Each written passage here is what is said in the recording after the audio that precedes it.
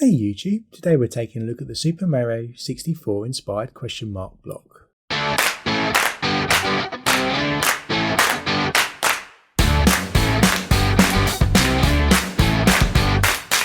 Hey everyone and welcome to Brick Talk TV. In today's episode we're going to be taking a look at this Nintendo license set around Super Mario 64. Those that are old enough might have had a Nintendo 64 back in the day, and Mario 64 was one of the first games released for that console if my memory serves me correctly. It was at least the first game that I purchased on my console. This introduced a 3D world to Mario which had not been seen in Super Mario before, as he'd always been in a 2D world before that. So this cube has been built to celebrate that game and the various worlds you would have found in the game. Before we get into the set details, do remember to hit that like button so our channel grows. Hit that subscribe button with the bell notification turned on to be notified about future reviews we do just like this one. Back to this set. This set also interacts with the Super Mario figure that you can buy in other sets, and you'll be able to see how it interacts later in the episode. Also, if you're interested on how the build comes together, we did a couple of streams that show you the build experience step by step, and I'll put a link here in the top right to that stream for you to watch along. For those that are slightly older, we also built the Nintendo Entertainment System, or the NES, as well in an earlier stream, so I'll also put a link in the top right here and in the description below in case you want to go further back in time and look at some more Nintendo consoles. Coming back to this set came out in October 2021, released under set number 71395 and retailing for £159.99 in the UK. The set itself consists of 2064 parts, note yet another presence of 64 there, and inside the box these are spread over 13 sets of bags. This set actually took me by surprise, and I hadn't seen this coming out from Lego, and as a Nintendo 64 owner it really did stand out for me as something that would look really great on display, and the mechanism to open it also interests me. In the build experience you do spend the first part of the build on constructing the main cube or block, before moving into more detail to construct and attach different cube worlds. Through the build you also get to build various brick-built characters that you will recognise from the game, and I've pulled out some of the main characters here to talk through one by one. First up we have public enemy number 1, that's Bowser himself. Now he is the largest character that you build, which is no surprise given his size in the game. And I think they've made a great use of the various bricks here to bring him to life, and the various elements including a hinge really give him a good posture, and the detail of the shell on his back is great.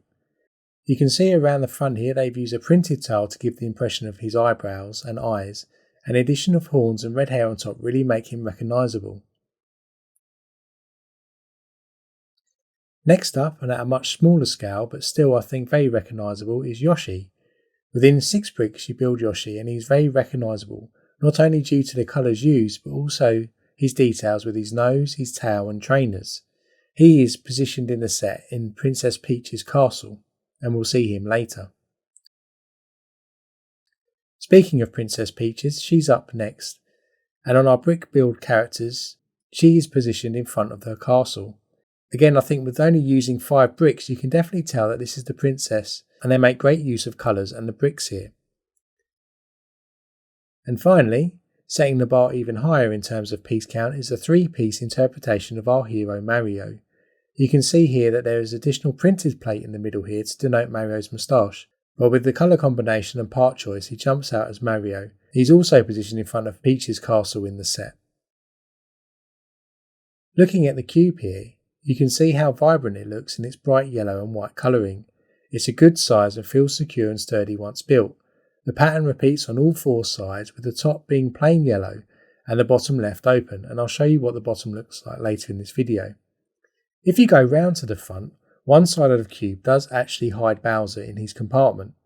Pushing on Bowser on his ledge, you actually pop open a concealed area at the bottom, which allows you to reconstruct the final level showdown of the game between Mario and Bowser, and I'll show you how that works again later in this video.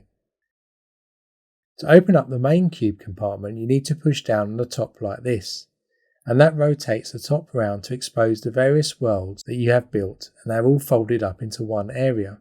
As you can see here, unfolding the worlds is easy, and it's a great bit of construction that allows you to snugly fit these together without the pieces colliding or breaking.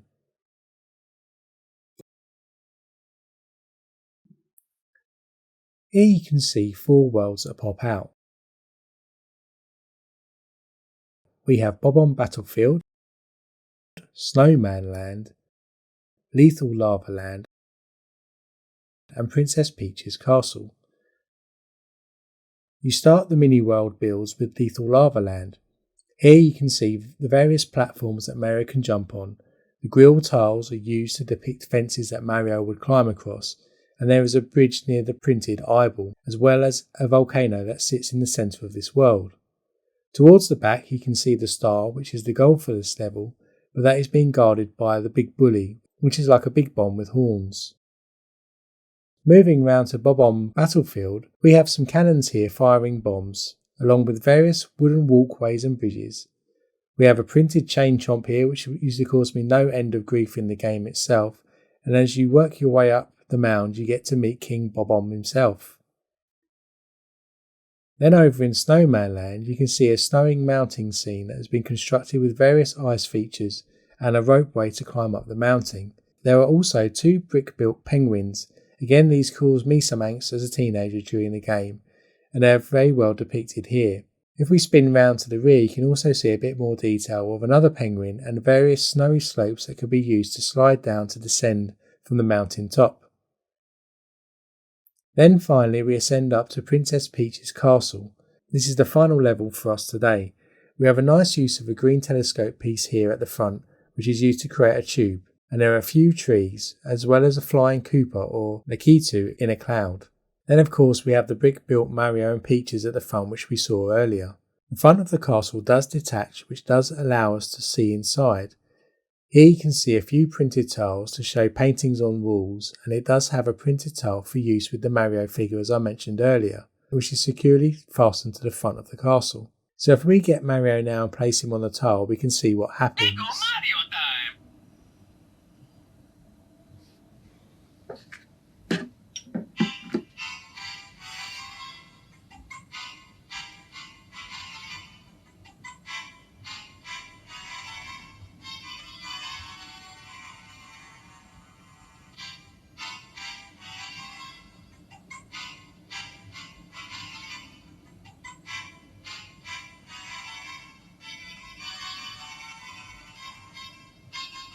So as you can see it plays the theme tune from the game. Moving round to the back of the castle, here you can see where Yoshi is perched waiting for Mario to come out of the castle. This level is raised and does collapse down as you can see here using elastic bands that are used with ball joints, and it achieves that spring-like action. This is essential for it to collapse down and to rotate round the back of the cube when it shuts.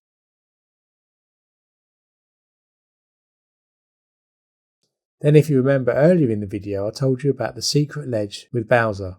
Well, here it is and how to open up the final level. Pushing Bowser down here opens up the compartment, and we place Bowser and Mario into the central platform.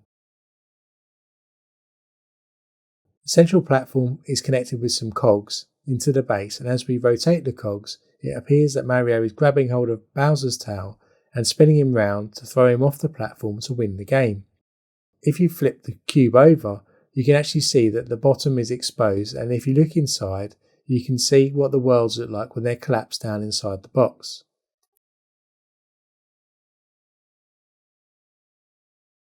So overall I really think this set stands out. It's a great display piece and the functionality of the block really works well. Yes, you do spend a large amount of time on the cube itself during the build experience, but I quite enjoyed building it and the mechanism inside. I always enjoy building microscale vignettes, and building the various worlds and characters to this scale was really enjoyable.